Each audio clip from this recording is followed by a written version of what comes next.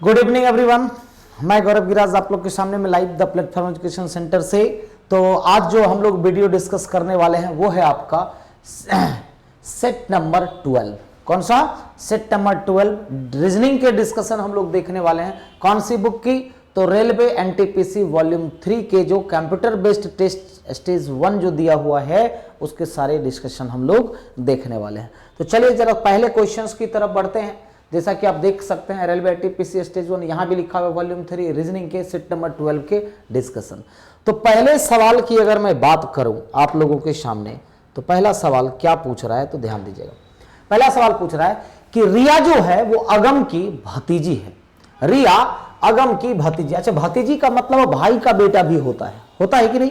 तो रिया अगम की भतीजी है। मान लो कि ये आपका अगम हो गया, तो अगम की भतीजी मतलब भाई की बेटी रिया हो गई।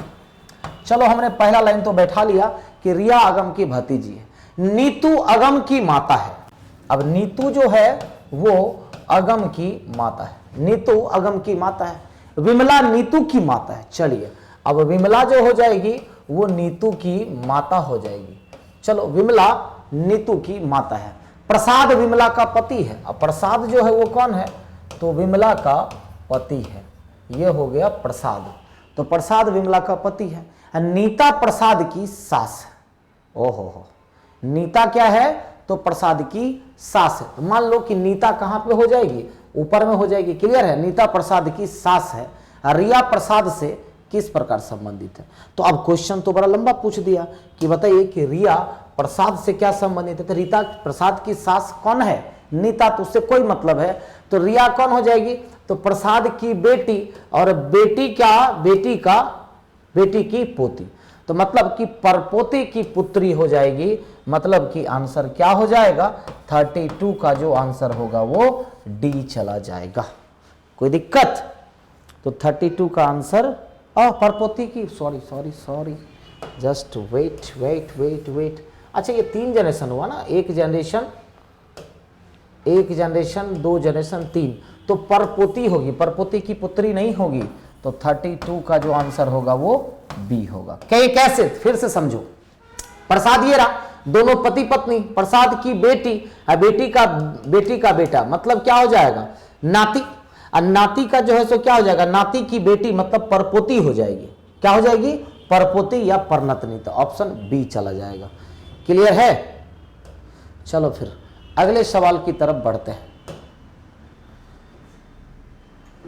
34 नंबर पे। 32 के बाद 33 भी है। Just wait.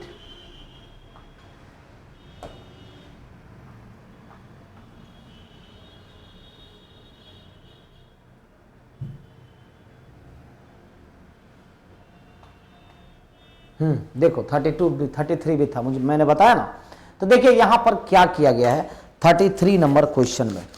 तो ध्यान दीजिएगा जरा 33 नंबर क्वेश्चन पे।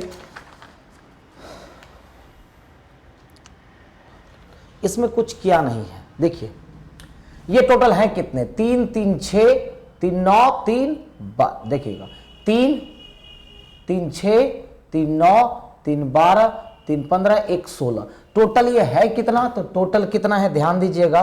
तो टोटल ये आपको 16 मिलेंगे। 16 का मतलब 4-4 लेटर में वो बांटा होगा। 4-4 लेटर में बांटा होगा। 4। अब देखिए MLN, तो यहां पर भी MLN और यहां पे O, तो MLNO। अब यहां पर क्या है? MNO, तो यहां पर भी क्या होना चाहिए? MNO। तो ग्रुप क्या बना? LMNO, MLNO, तो यहां पर L हो जाएगा। तो आपका आंसर हो जाएगा LMOOL। Your option is C. तो जैसे ही बांटोगे आंसर तुरंत आ जाता है और कहीं से कोई समस्याएं नहीं होती है। टोटल 16 था, 4-4 में बांट लिया। हमको यहां से ये ग्रुप मिल गया और यहां से ये ग्रुप मिल गया। समझ रहे हैं? तो अल्टरनेट किया हुआ था, तुरंत आंसर मैच कर गया। आंसर क्या चला गया? 33 का सी नंबर चला गया। ठीक है, चलो फिर अगले क्वेश्चन की तरफ बढ़ते हैं। 34 नंबर।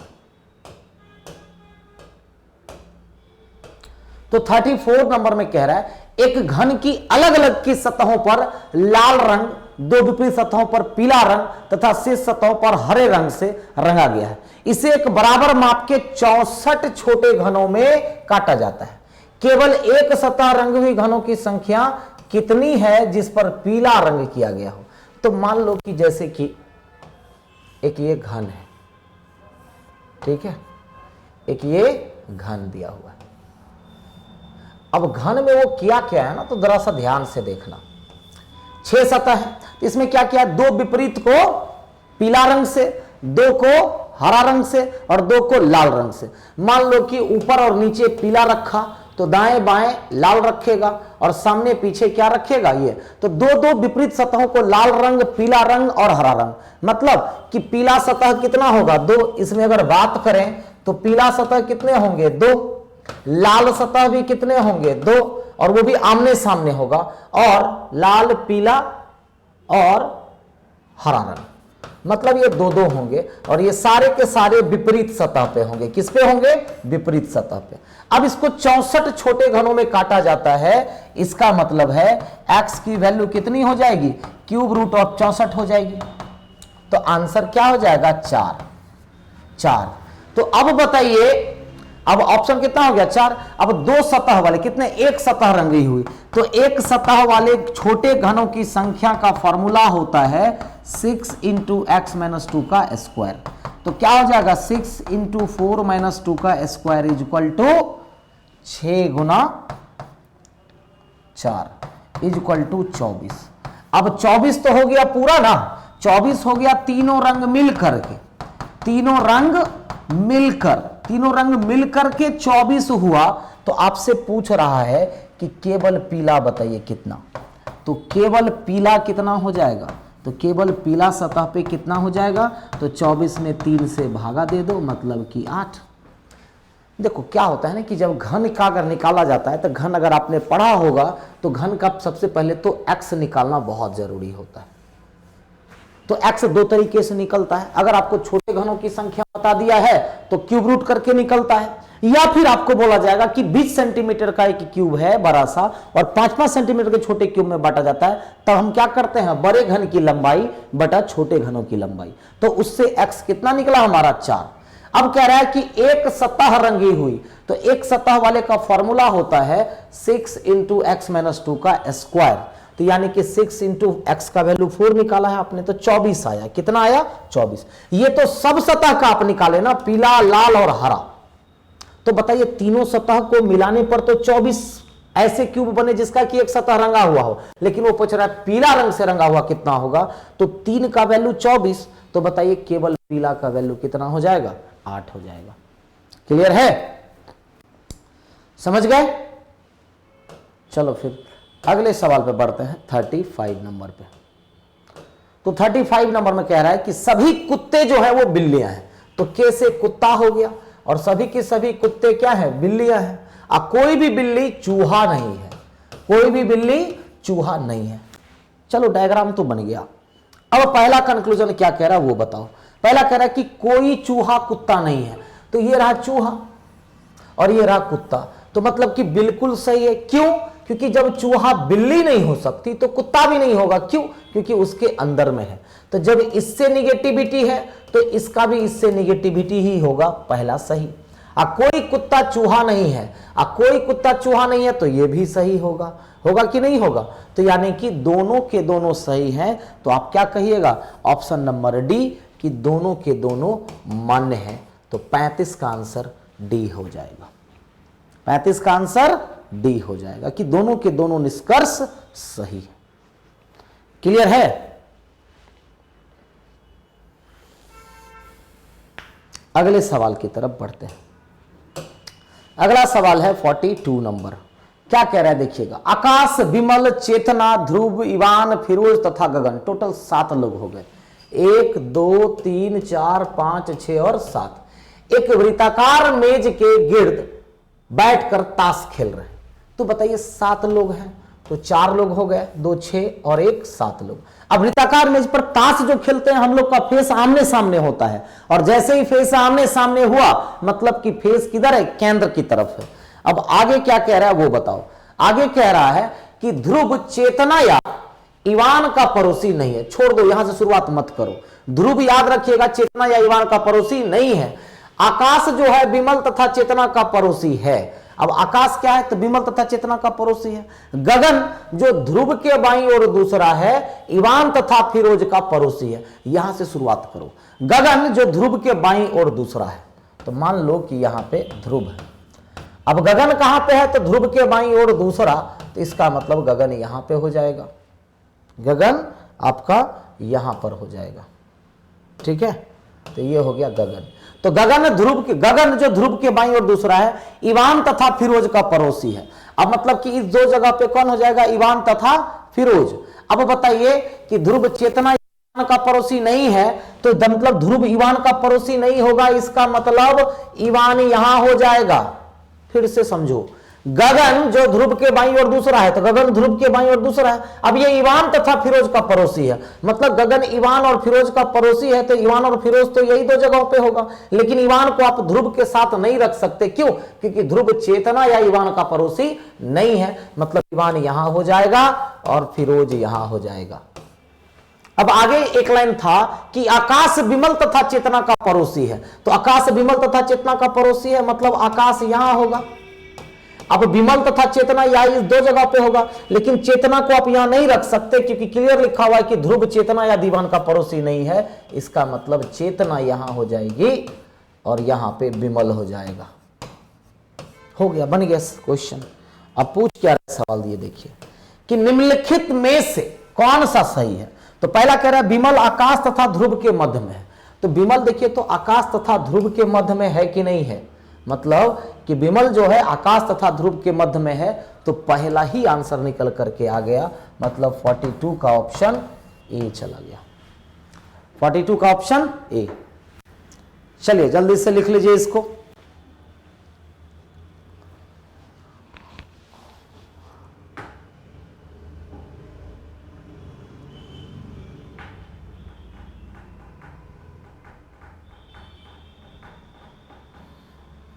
चलो आगे बढ़ते हैं। 43 नंबर 43 में कह रहा है यदि A1 है, B3 है, C5 है, तो क्या किया गया है? मतलब कि लेटर को डबल किया है और उसमें से एक माइनस किया है। सर कैसे? तो मैं बताता हूं। A का प्लेस वैल्यू 1 होता है, उसको डबल कीजिए तो 2 -1 यानी कि 1 हो गया। B का प्लेस वैल्यू 2 होता है, 2 को डबल कीजिए 4 - 1 3 हुआ। C को 5 लिख रहा है, मतलब डबल -1। D को 7 लिख रहा है, डबल -1। तो कह रहा है बीट को क्या लिखा जाएगा? तो बीट को क्या किया जाएगा? तो आपको भी क्या करना है देखिएगा। तो बीट को कैसे करना है ध्यान से देखो। तो सब में क्या करना है आपको? तो मल्टीप्लाइड बाय 2 - 1 करना है। तो B को डबल, तो B का क्या लिखा हुआ है बताइए? B का 3 हो जाएगा, E का 9 हो जाएगा और A का 1 हो जाएगा। जो दिया हुआ है उसको तो छाप दो। अब T का कितना हो जाएगा? 20 दूना 40 - 1 39, मतलब 39139। 39139। 43 का जो ऑप्शन होगा वो सी हो जाएगा। क्या हो जाएगा? Option C number 43। क्लियर है? चलिए फिर क्लियर है तो आगे बढ़ते हैं 44 नंबर पे। 44 नंबर, एक बत्तख के आगे 2 बत्तख, एक बत्तख के पीछे 2 बत्तख और 2 बत्तख के बीच में एक बत्तख। इस तरह से तैरने के लिए कम से कम, क्या कह रहा है? कम से कम कितने बत्तख होने चाहिए? तो 3 बत्तख होने चाहिए। कैसे? तो मान लो कि ये एक बत्तख है। अब एक बत्तख के आगे एक बत्तख देख लो, यहां से 3 बत्तख ले लो आप। 3 बत्तख का मतलब कि पहला लाइन, एक बत्तख के आगे 2 बत्तख, तो इसके आगे 2 बत्तख है। एक बत्तख के पीछे 2 बत्तख, तो इसके पीछे भी 2 बत्तख है। और 2 बत्तख के बीच में एक बत्तख, तो 2 बत्तख के बीच में एक बत्तख, मतलब कि न्यूनतम बत्तख कितने होंगे? न्यूनतम = 3 होंगे। ठीक है, हंसना मत कि सर बत्तख कैसे बनाए हैं, आप लोग अच्छे से बना लेना। 44 का आंसर डी हो जाएगा। ठीक है, ड्राइंग में मैं बहुत कमजोर हूं। क्वेश्चन लेकिन समझ गए ना? क्वेश्चन समझाने में एक्सपर्ट हूं। तो एक बत्तख के आगे दो बत्तख, एक बत्तख के पीछे दो बत्तख, दो बत्तख के बीच में एक बत्तख, मतलब सारा चीजें फुलफिल हो जाता है अगर मात्र हम 3 बत्तख को लें तो। क्लियर है? चलो फिर 45 नंबर में देखिए क्या कह रहा है। यदि कूट भाषा में सर्टेन को अगर ये लिखा जाता है कुछ नहीं किया है, सी का अपोजिट एक्स, ई का अपोजिट वी, आर का अपोजिट आई, टी का अपोजिट जी, ए का अपोजिट जेड, आई का अपोजिट आर और एन का अपोजिट एम, मतलब अपोजिट लेटर। तो कह रहा है कि H V J F M W को क्या लिखा जाएगा बताइए। तो एच का अपोजिट क्या हो जाएगा? एस, वी का ई हो जाएगा, जे का क्यू हो जाएगा, अपोजिट करते जाओ, एफ का यू, वी का ई, एम का एन, सॉरी एम का एन हो जाएगा, ठीक है, एक्स का सी हो जाएगा और भी का ई हो जाएगा। मतलब ये आपका आंसर हो जाएगा S E Q U A sequence. ओहो हो, ये तो दिया हुआ ही है ना, तो ये हमको निकालना है नहीं, हमको निकालना है ये। तो एम का एन, यू का एफ, एन का फिर से एम, डी का डब्ल्यू, ए का जेड, एन का एम और ई का भी, ये आंसर होगा। आंसर होगा ये N F M W Z M भी, N F M W Z M भी, N F M W Z M भी, मतलब कि 45 का जो आंसर होगा वो बी हो जाएगा। क्या हो जाएगा? भी। तो कुछ किया नहीं है, आंसर क्या कर दिया है? बस अपोजिट लेटर कर दिया गया है और आंसर हमारा आ गया। क्लियर? ये सब तो खैर आसान क्वेश्चन है। चलिए अगले सवाल की तरफ बढ़ते हैं। कह रहा कुछ रानी राजा है, मान लो कि ये रानी है और कुछ रानी जो है वो क्या है? राजा है। फिर कह रहा सभी राजा सुंदर है, सभी राजा सुंदर है। बना दिया डायग्राम। अब देखो पहला क्या कह रहा है, तो पहला कह रहा है आपसे कि सभी रानियां सुंदर है। तो क्या सभी रानी, तो ये रहा, क्या सभी के सभी रानी सुंदर है? नहीं, कुछ ही रानी सुंदर है, मतलब पहला गलत कह रहा है। दूसरा सभी राजा रानी है, तो क्या सभी राजा रानी है? गलत, राजा भी कुछ ही राजा हैं जो रानी है, तो मतलब ये भी गलत। ऑप्शन से क्या चला जाएगा? डी नंबर, कि दोनों में से कोई भी नहीं होगा। तो 46 का आंसर जो चला जाएगा वो डी चला जाएगा। क्लियर है? Very good. चलो फिर अगले सवाल की तरफ बढ़ते हैं। आसान सा सवाल था ये। हाँ, ये क्वेश्चन में थोड़ा सा पावर तो है। देखिएगा क्या कह रहा है क्वेश्चन, पावर है लेकिन आसान है। 7 गांव T Q R A B U Z, इस प्रकार 7 गांव हो गए कि नहीं हो गए? T Q R A B U Z इस प्रकार स्थित है कि बी क्यू से 2 किलोमीटर पश्चिम में, बी क्यू से 2 किलोमीटर पश्चिम में। मान लो कि ये हो गया बी जो क्यू से 2 किलोमीटर पश्चिम में, यू टी से 2 किलोमीटर उत्तर में, छोड़ दो, बी और क्यू का लाइन ढूंढो। तो बी और क्यू का लाइन कहां दिया हुआ है? ठीक है, जेड आर से 20 किलोमीटर, ए क्यू तथा बी के मध्य में है। अब ए क्यू तथा बी के मध्य में है, मतलब कि एक बात बताइए, जब अगर मध्य में है ए तो कहां पे होगा ए? तो ए जो होगा वो बिल्कुल यहां पे हो जाएगा। क्यों? क्योंकि ए क्यू तथा बी के मध्य में है, इसका मतलब एक इधर हो जाएगा और एक इधर, क्योंकि दोनों के मध्य में है। और बी और क्यू के बीच में 2 किलोमीटर का अंतर है, इसका मतलब 1 किलोमीटर इधर हो गया और 1 किलोमीटर इधर हो गया। हो गया कि नहीं हो गया? चलो अब ए से कनेक्टेड लाइन ढूंढो कि ए जेड से 20 किलोमीटर दक्षिण में है। अब ए कहां पे है? तो ए अगर ध्यान देंगे अगर आप, तो ए कहां पे है? तो जेड से 20 किलोमीटर दक्षिण, तो यहां पे जेड हो जाएगा। अब इसके बीच की दूरी कितनी है? 20। अब जेड से कनेक्टेड लाइन ढूंढो, ठीक है, तो जेड जो है वो कहां है? तो जेड आर से 20 किलोमीटर पूर्व में है। अब जेड कहां पे है? तो आर से 20 किलोमीटर पूर्व में है, तो ये हो गया आर। अब आर से कनेक्टेड लाइन ढूंढो, तो ये रहा कि आर टी से 1 किलोमीटर पश्चिम में है। अब आर कहां पे है? टी से 1 किलोमीटर पश्चिम, मतलब कि यहां पे टी हो जाएगा, ये 1 और ये 19 हो जाएगा। ठीक है, तो आर टी से 1 किलोमीटर पश्चिम में, यू टी से 2 किलोमीटर उत्तर में है। चलो यू कहां पे है? तो टी से 2 किलोमीटर उत्तर में है। देखिए 7 हो गए कि नहीं? 1 2 3 4 5 6 7 होगा। कह रहा कौन से दो गांव एक दूसरे से सबसे दूर है। तो कौन से दो गांव एक दूसरे से सबसे दूर होगा? तो मुझे लग रहा है ऑप्शन में यू और बी दिया हुआ है।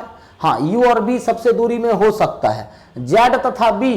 तो जेड और बी में ज्यादा दूरी नहीं होगा, क्योंकि ये हो जाएगा 20 और ये हो जाएगा 1। लेकिन आर से अगर बी निकालिएगा, यू से अगर बी निकालिएगा तो ज्यादा होगा। तो सबसे ज्यादा दूरी बताइए किसके किसके बीच में है? तो सबसे ज्यादा दूरी मुझे लग रहा है यू और क्यू में होगा। किस में होगा? यू, क्योंकि वहां पे है यू से क्यू की दूरी सबसे ज्यादा होगी। तो क्या हो जाएगा आंसर? डी। तो 48 का आंसर डी। क्योंकि देखिए यू से बी की दूरी कम होगी, लेकिन यू से क्यू की दूरी सबसे अधिक होगी। तो वही कह रहा है कौन से दो गांव एक दूसरे से सबसे दूर में है? तो यू और क्यू हो जाएगा। ठीक है, अच्छा सवाल था ये। आगे बढ़े, चलो 49 नंबर में। 49 में क्या करें? अब अमित तथा पेंट के लिए क्या कोड आएगा? अच्छा बताओ, अमित है कहां? अमित यहां पे, और भी कहीं पे अमित दिख रहा है क्या? जी हाँ। अब बताइए, दोनों में अमित और अमित सिर्फ मैच कर रहा है। ध्यान से देखना, दोनों में सिर्फ अमित कोड कर रहा है, रीड्स और बुक तो इसमें नहीं दिया हुआ है। तो इस दोनों में जरूर एक कोड मैच कर रहा होगा। कौन? रिव, और कोई नहीं। मतलब अमित का कोड क्या हो गया? रिव हो गया। अब रह गई बात, पेंट का कोड पूछ रहा है। तो पेंट इसमें भी नहीं है और पेंट इसमें भी नहीं है। अब Pant play cricket, Pant play cricket. अब बताइए प्ले क्रिकेट कहां दिया हुआ है? क्रिकेट यहां पे है, क्रिकेट यहां पे है। तो दोनों में से छांट लो। तो दोनों में से छांट लो, क्या मैच कर रहा है? डेको और डेको छांट लो, मतलब क्रिकेट का कोड डेको हो गया। अब प्ले कहां पे दिया हुआ है ये बताओ? Enjoying cricket. अब प्ले कहां दिया हुआ है? तो प्ले कहीं है ही नहीं। Pant play cricket, Amit reads book और अमित इज एंजॉयिंग क्रिकेट। मतलब कि रिव तो होगा, तो रिव इसमें दिया हुआ है डेको, तो डेको कोड तो क्रिकेट का हो गया। तो ए नंबर को छांटो। रिव के साथ नेबो, रिव के साथ नेबो दे सकते हैं या एलईडी दे सकते हैं। तो अब देखिए, अब रिव जिसमें नहीं होगा उसको तो काट दो। रिव के साथ मैच, तो मैच तो है ही नहीं, इसका मतलब सी आंसर करेंगे। तो इस क्वेश्चन को ऑप्शन से देखना था कि अमित का कोड रिव निकल गया है, तो रिव बी में नहीं दिया हुआ है, इन तीन जगह पे रिव दिया हुआ है। अब रिव के साथ इसी तीन में से कोई एक होगा। पंत प्ले क्रिकेट का कोड यही तीनों है ना। तो अब रिव के साथ नेबू आएगा या लेड आएगा? डेको नहीं आ सकता, क्योंकि डेको कोड निकल चुका है किसका? क्रिकेट का। तो डेको के साथ ए भी कैंसिल। अब रह गई बात मैच, तो मैच तो इसमें है ही नहीं, तो मैच तो उसमें है, मतलब डी भी कैंसिल। तो 49 का जो ऑप्शन होगा सी। लेकिन इस क्वेश्चंस को डायरेक्ट बनाओ देखते हुए, जैसे कि मैंने बताया है, ऑप्शन से छांट करके। तो 49 का ऑप्शन सी हो जाएगा। क्लियर?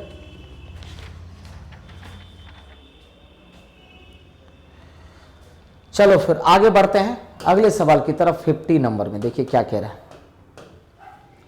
यदि 27 सितंबर को शनिवार है तो उसी वर्ष 27 अक्टूबर को कौन हो जाएगा?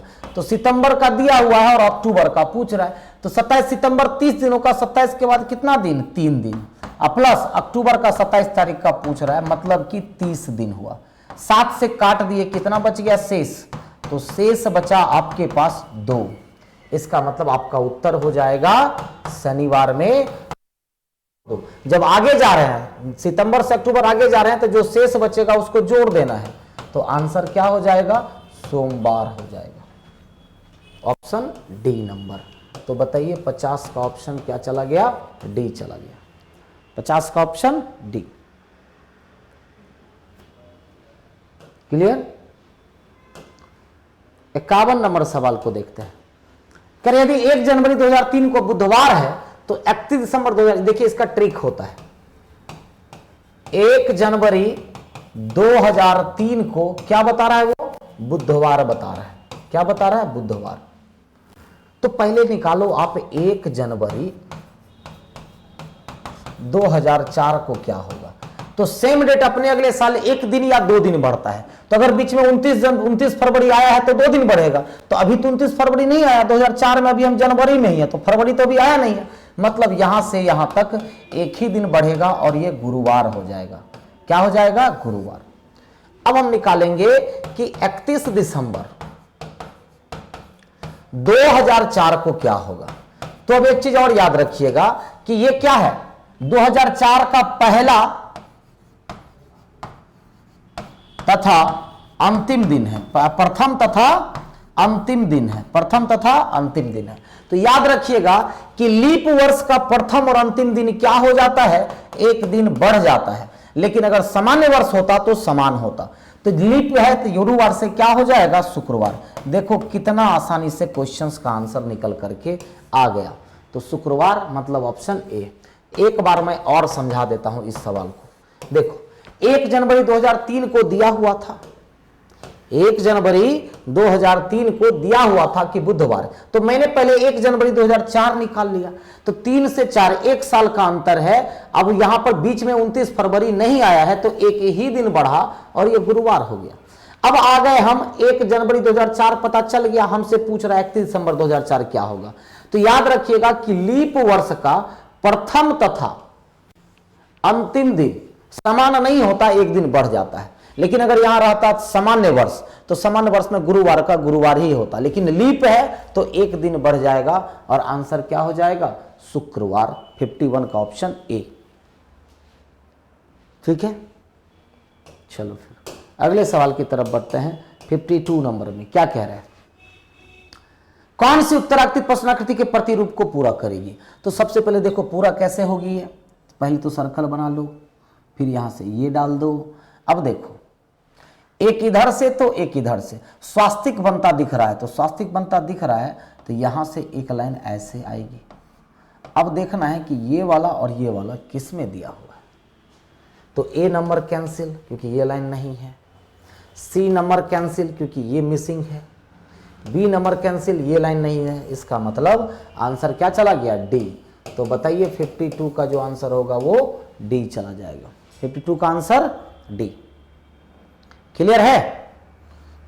चलिए फिर 60 नंबर क्वेश्चन क्या कह रहा है देखिएगा। फोटो में एक व्यक्ति की ओर संकेत करते हुए अभिषेक ने कहा कि उसकी मां, मतलब व्यक्ति की मां कौन है, तो मेरे पिता के बेटे की पत्नी है और मेरा कोई भाई या बहन नहीं है, मतलब ये इकलौता है। मान लो कि मैं अभिषेक हूं, मैं कहता हूं कि उसकी मां कौन है, मेरे पिता के बेटे की पत्नी। तो मेरे पिता के बेटे, मेरा कोई भाई बहन नहीं है, तो मेरे पिता का बेटा मैं ही हुआ। अब मेरी पत्नी उसकी मां है तो मैं उसका पापा हुआ। तस्वीर किसकी थी, पुत्र की थी। तस्वीर किसकी थी, पुत्र की। तो 60 का आंसर सी हो जाएगा। अब सर एक बार बता दीजिए, तो चलो मैं बता देता हूं। मान लो कि ये रहा अभिषेक। अभिषेक कहता है कि उसकी मां कौन है, तो मेरे पिता के बेटे। अब मेरा कोई भाई बहन नहीं है तो मेरे पिता का बेटा तो मैं ही होऊंगा। तो मेरे पिता के बेटे की पत्नी है कौन, उस व्यक्ति की मां। बन गया। अब पूछ रहा है आपसे, तो बताइए यह व्यक्ति कैसे संबंधित है। यह तस्वीर किसकी है, तो इसके पुत्र की है। किसकी है, तो इसके पुत्र की है। क्लियर है।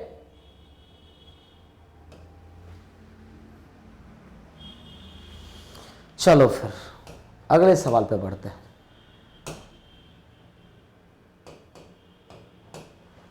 सिक्सटी 61 पे, यदि मल्टीमीडिया शब्द के पहले आधे भाग को उल्टे क्रम में और बाद के आधे भाग को उल्टे क्रम में लिखा जाए। कुछ नहीं करना, लिखना नहीं है। ये टोटल है कितना, 2 2 4 2 6 4 10 है। तो 3 2 5 में इसको ऐसे बांट दो। अब उल्टा नहीं करना है। तो दाईं ओर से 7वां वर्ण कौन सा होगा, तो दाईं ओर से 7वां, ये टोटल कितना है 5। अब 5 के बाद उल्टा लिखेगा तो 6ठा और 7वां ये हो जाएगा, मतलब कि आपका आंसर यू हो जाएगा। एक बार और सब ठीक है। देखिए इसको भी उल्टा लिख रहा है और इसको भी उल्टा लिख रहा है, तो उल्टा करना नहीं है। पूछ क्या रहा है, दाईं ओर से 7वां, तो दाईं ओर से 5 तो यही हो गया। अब 5 के बाद 6ठा 7वां आईटी नहीं काउंट करके इधर से काउंट कर लेंगे क्योंकि उल्टा लिखा जाएगा। तो 6ठा और 7वां यू हो जाएगा। 61 का आंसर डी। क्योंकि एग्जाम में आपको समय भी बचाना है तो इतना फास्ट आपको ये क्वेश्चन बनाना पड़ेगा। ठीक है, 62 नंबर में, 62 में क्या कह रहे देखिएगा। शिल्पी पार्क में अपने बच्चों के साथ घूम रही है, वहां उसने राम और श्यामा से मुलाकात की। राम और श्यामा से मुलाकात की, कौन? शिल्पी। राम ने उन बच्चों को श्यामा का परिचय दिया। राम ने उन बच्चों को, ठीक है, श्यामा का परिचय दिया कि यह व्यक्ति आपकी मां के पिता की मां की बेटी है और मेरी बहन है। यह व्यक्ति कौन है? तो आपकी। राम ने उन बच्चों को श्यामा का परिचय करवाया, ठीक है। शिल्पी पार्क में अपने बच्चों के साथ घूम रही है, वहां उसने राम और श्यामा से मुलाकात की। राम ने उन बच्चों को श्यामा का परिचय दिया, कैसे? कि यह व्यक्ति जो है आपकी मां, आपकी मां मतलब बच्चों की मां कौन हो गई? आपकी मां मतलब शिल्पी। तो यह व्यक्ति कौन है? तो आपकी मां मतलब शिल्पी ही ना अपने बच्चों के साथ घूम रही थी। तो यह व्यक्ति आपकी मां के पिता मतलब शिल्पी के पिता, आपकी मां के पिता की मां की बेटी है, मतलब शिल्पी के पिता की मां की बेटी, मतलब शिल्पी की बुआ हो जाएगी, यही ना, मां की बेटी है और मेरी बहन है। अब शिल्पी से राम और श्याम के संबंध बताइए। तो ये कौन हो जाएगा? राम। ये कौन हो जाएगा? राम हो जाएगा। तो राम कहता है कि यह व्यक्ति आपकी मां के पिता, आपकी मां मतलब शिल्पी के पिता की बेटी है और मेरी बहन है, मतलब राम की बहन है। तो ये कौन हो गई? श्यामा। ये कौन हो गई? श्यामा। तब शिल्पी से राम और श्यामा के संबंध क्या होंगे? तो क्या हो जाएंगे? या तो पिता और बुआ होंगे। तो पिता और बुआ ऑप्शन में तो है नहीं, लेकिन चाचा और बुआ दिया हुआ है ना, तो 62 का आंसर क्या हो जाएगा? सी। तो अगर पिता नहीं हुए राम तो चाचा तो होंगे, तो चाचा और बुआ। क्लियर? एक बार और समझो, कुछ बच्चों को नहीं समझ में आया। राम ने उन बच्चों को श्यामा का परिचय दिया। किसका परिचय? श्यामा का परिचय। क्या कर करके दिया? कि यह व्यक्ति मतलब श्यामा जो है कौन है? आपकी मां, मतलब बच्चों की मां कौन? शिल्पी। आपकी मां के पिता की मां की बेटी और मेरी बहन है। तो राम यहां भी हो सकता है या फिर राम यहां पर भी हो सकता है। तो राम और श्यामा शिल्पी से कैसे कनेक्टेड? या तो पिता और बुआ या चाचा और बुआ। तो पिता और बुआ तो दिया हुआ नहीं है, लेकिन चाचा और बुआ तो दिया हुआ है, तो आंसर हो जाएगा। क्लियर? चलो फिर अगले क्वेश्चन में 69 नंबर में क्या कह रहा है। एक आदमी पश्चिम ओर मुंह करके खड़ा है, वह घड़ी की सुई की दिशा में 45 डिग्री, तो प्लस कर दो। सुई की दिशा में 45 मतलब प्लस 45, फिर उसी दिशा में 45 तो फिर से प्लस कर लो, ठीक है, घूमता है। और फिर 180 डिग्री घूमता है तो फिर से प्लस कर लो, फिर प्लस से 180 घूमता है। और बाद में घड़ी के सुई के विरुद्ध में 270, तो माइनस 270 कर दो। तो बताइए 180, 45 और 45 और माइनस 270 मतलब कि 0 डिग्री आ जाएगा। जैसे ही पूरा कट जाए इसका मतलब समान दिशा हो जाएगा। क्या हो जाएगा? समान दिशा में मुख। समान दिशा में मुख, इसका मतलब है कि पश्चिम दिशा की ओर मुख था और अभी भी पश्चिम दिशा में मुख है। तो 69 का ऑप्शन सी हो जाएगा। क्लियर है? तो जैसे ही घड़ी की सुई की दिशा में बोले तो प्लस करते जाइए और विरुद्ध बोले तो माइनस। अब ये सब कट जाएगा आपको, 0 डिग्री हो गया। 0 डिग्री में किसी भी पर्सन का फेस वही हो जाता है। तो आंसर पश्चिम। ये सब टेक्निक है और ट्रिक है। क्लियर? अगला सवाल 75 क्या कह रहे हैं देखिएगा। मार्च पास्ट में 7 व्यक्ति एक पंक्ति में खड़े हैं। कितने व्यक्ति हैं? 7 व्यक्ति एक पंक्ति में खड़े हैं। क्यू आर के बाईं तरफ है परंतु पी के दाईं तरफ है। तो क्यू आर के बाईं तरफ, ध्यान से देखिएगा, तो क्यू कहां पे है? तो आर के बाईं तरफ है। तो क्यू आर के बाईं तरफ है परंतु पी के दाहिने है। चलो 3 लोगों को बैठा दिया, ये लाइन आप कंप्लीट कर लिया। ओ एन के दाहिने तरफ है और पी के बाईं तरफ है। तो ओ कहां पे है? तो एन के दाहिने तरफ, तो ओ एन के दाहिने तरफ लेकिन पी के बाईं तरफ है। ये भी बैठ गया, ओ एन के दाहिने तरफ और पी के बाएं है। इसी प्रकार एस आर के दाहिने तरफ और टी के बाएं। अब एस आर के दाहिने तरफ और टी के बाएं तरफ है। तो देखिए, तो 7 लोग बैठ गए। कह रहा बताएं कि बीच में कौन खड़ा है, बताइए जरा कि बीच में कौन खड़ा है, बताइए बीच में कौन खड़ा है, क्यू खड़ा है। बीच में कौन खड़ा है, क्यू खड़ा है, ऑप्शन नंबर बी। तो बताइए 75 का जो ऑप्शन होगा वो बी हो जाएगा। क्लियर है?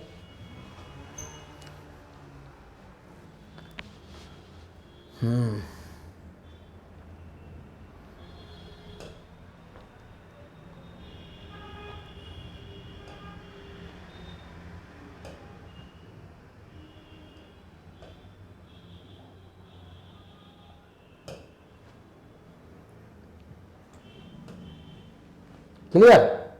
चलो फिर अगला क्वेश्चन 76। एक आदमी सिर नीचे और पैर ऊपर करके योग कर रहा है, उसका मुख पश्चिम की ओर है, उसका बायां हाथ क्या? वैसे आपको पता है कि किसी का मुख अगर पश्चिम की तरफ होता है तो ऊपर दाएं होता है और नीचे बाएं होता है, लेकिन अगर सिर नीचे हो जाए तो क्या होता है? तो जैसे ही सिर नीचे हो जाए तो ऊपर बाएं हो जाता है और नीचे दाएं हो जाता है, उल्टा हो जाता है। क्या हो जाता है? उल्टा हो जाता है। तब उसका बायां हाथ किस दिशा की तरफ है? तो जरा बताया, उसका बायां हाथ किस दिशा की तरफ है? उत्तर दिशा की तरफ है। किस दिशा की तरफ? उत्तर दिशा की तरफ। मतलब 76 का आंसर ए। जैसे ही कोई व्यक्ति सर के बल खड़ा होता है तो उसमें क्या हो जाता है? उल्टा हो जाता है फेस।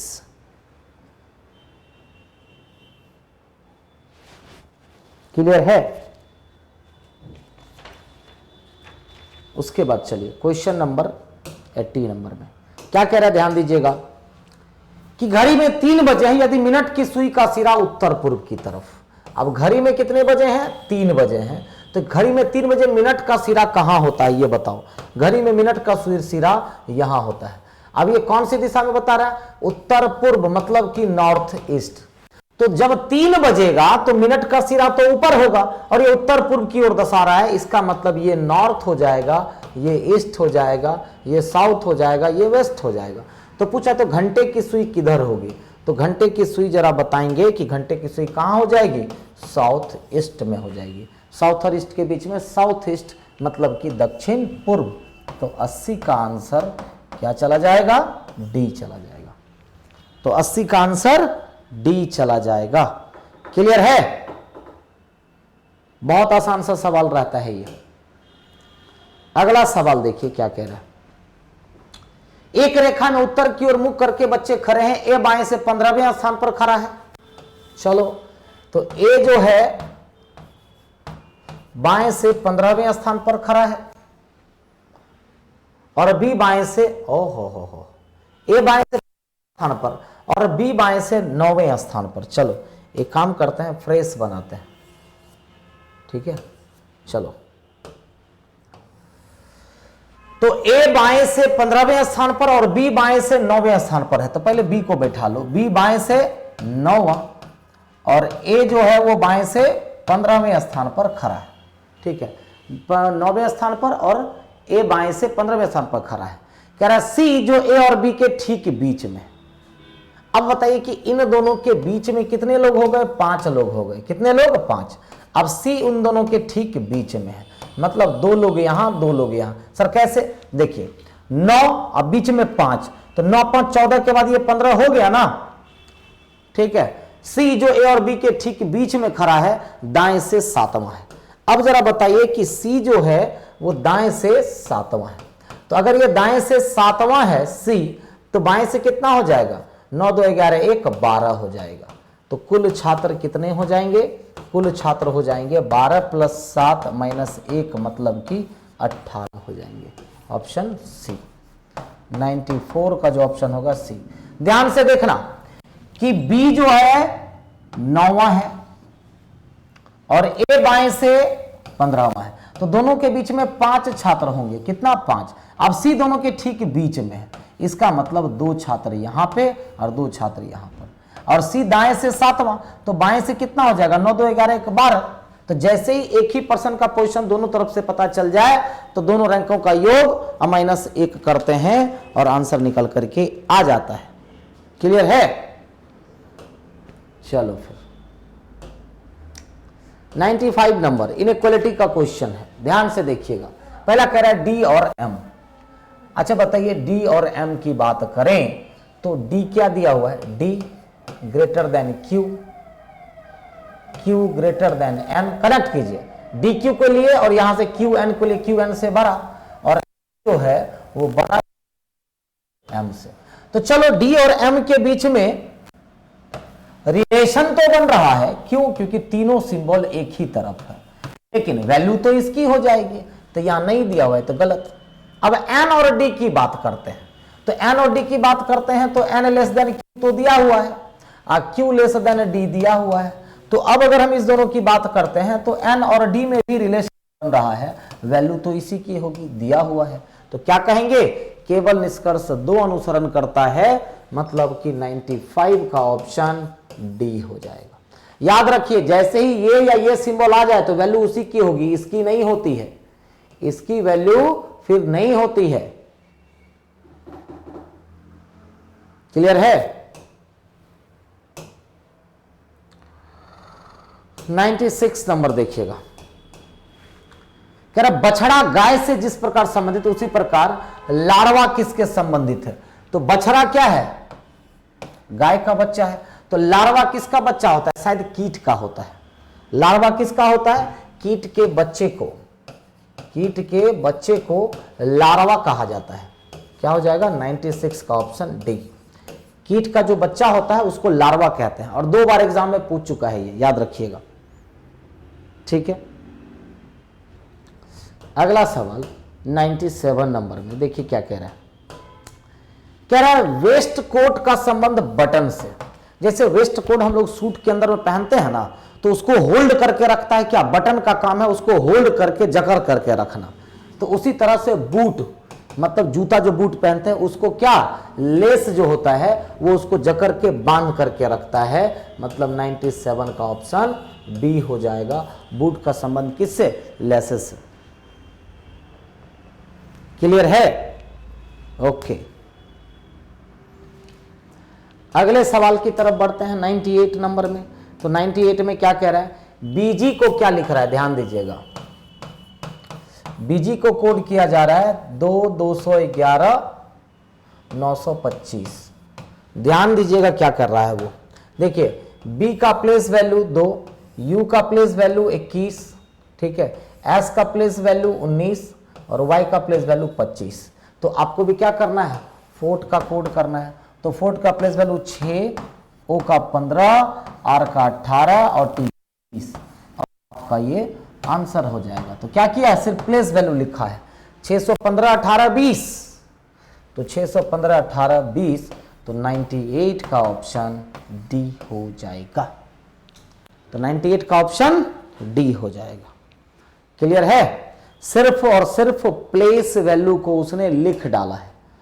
अब देखिए 99 नंबर में क्या कह रहा है। तो 99 की बात दी गई व्यक्ति में कितने समकोण त्रिभुज हैं? तो हमेशा याद रखना कि इसमें 2 समकोण त्रिभुज बनते हैं। कितने?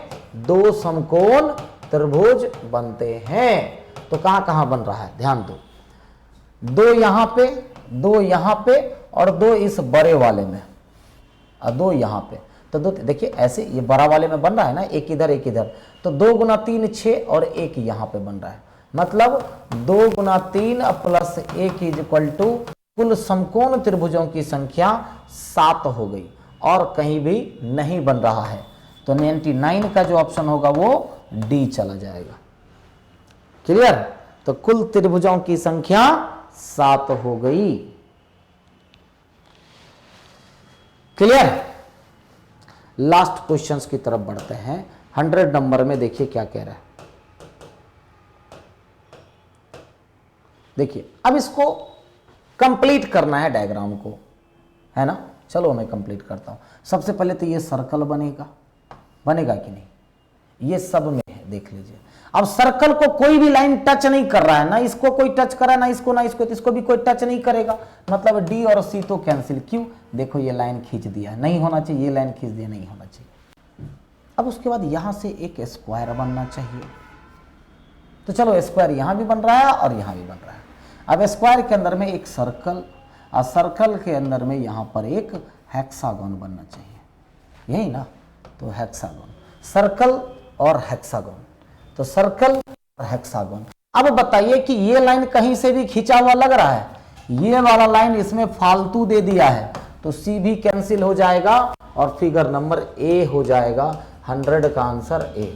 ठीक है, तो चलिए ये सेट आपका कंप्लीट होता है। हम लोग 13वें सेट में बहुत जल्दी मिलते हैं, तब तक के लिए बाय सभी को, गुड नाइट